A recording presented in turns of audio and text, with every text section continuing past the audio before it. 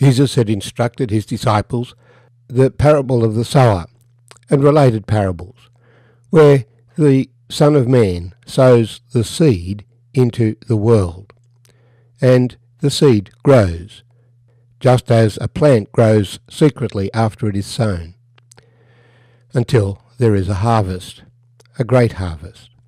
He'd given those parables as he was in a boat, so the crowd and the disciples were looking out to sea, a picture of the nations, for the kingdom of God would not just be the kingdom of Israel, but a kingdom covering the whole world, the final great kingdom that would never end. Then he'd taken his disciples across the sea to Gentile territory and planted one seed. One demonized man was set free from his demons.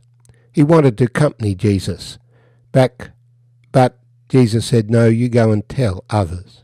When the other people in the town insisted Jesus leave, he left, leaving the testimony to that community in the hands of one very new believer. Now when Jesus had crossed over again by boat to the other side, a great multitude gathered to him, and he was by the sea. And behold, one of the rulers of the synagogue came, Jairus by name. And when he saw him, he fell at his feet, and begged him earnestly, saying, "My little daughter lies at the point of death. Come and lay your hands on her, that she may be healed, and she will live." So Jesus went with him, and a great multitude followed him and thronged him. Now a certain woman had a flow of blood for 12 years, and had suffered many things from many physicians. She had spent all that she had, and was no better, but rather grew worse. When she heard about Jesus, she came behind him in the crowd, and touched his garment. For she said, "If only I may touch his clothes, I shall be made well." Immediately the fountain of her blood was dried up, and she felt in her body that she was healed of the affliction. And Jesus, immediately knowing in himself that power had gone out of him, turned around in the crowd and said, "Who touched my clothes?" But his disciples said to him, "You see the multitude thronging you, and you say, 'Who touched me?'" And he looked around and saw her who had done this thing. But the woman, fearing and trembling, knowing what had happened to her, came and fell down before him and told him the whole truth. And he said to her, "Daughter, your faith has made you well. Go in peace, and be healed of your affliction." While he was still speaking, some came from the ruler of the synagogue's house, who said, "Your daughter is dead. Why trouble the teacher any further?" As soon as Jesus heard the word that was spoken, he said to the ruler of the synagogue, "Do not be afraid, only believe." And he permitted no one to follow him except Peter, James, and John the brother of James. Then he came to the house of the ruler of the synagogue, and saw a tumult, and those who wept and wailed loudly. When he came in, he said to them, "Why make this commotion and weep? The child is not dead, but sleeping." And they ridiculed him. But when he had put them all outside, he took the father and the mother of the child, and those who were with him, and entered where the child was lying. Then he took the child by the hand and said to her, "Talitha cumi," which is translated, "Little girl, I say to you, arise." Immediately the little girl arose and walked, for she was 12 years of age. And they were overcome with great amazement. But he commanded them strictly that no one should know it, and said that something should be given her to eat. My name's Arthur, and I thank you for joining me as we share these verses together. Mark chapter 5, verses 21 to 43. Jesus has come back to the Jewish side of the Sea of Galilee. We are given the example of two people who were not just sightseers coming to see Jesus because he did miracles, but because they had a personal need and they wanted help. And we also see the complexity of life around Jesus. There are many people who have needs all at the same time.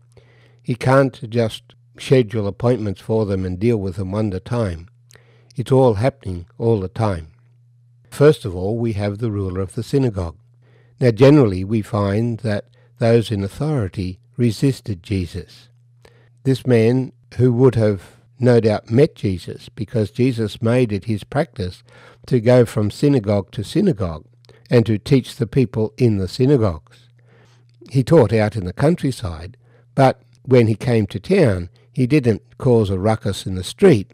He went into the synagogue, where those who were seeking God would be found. They could know that they could find him there. And that's where he taught them. So Jesus probably had met this man before. He had heard Jesus speak. Rather than resisting him, sees that Jesus is his only hope, for his daughter is at the point of death. But Jesus has power to heal. He had witnessed that. And so he came to Jesus. And Jesus goes with him. But as they are travelling, there's a huge crowd. Progress is slow. And in that crowd is this other woman, an older woman, who had a flow of blood for 12 years, we're told. This started at the same time as Jairus' daughter had been born, and had spent all that she had trying to get better, but could not get better.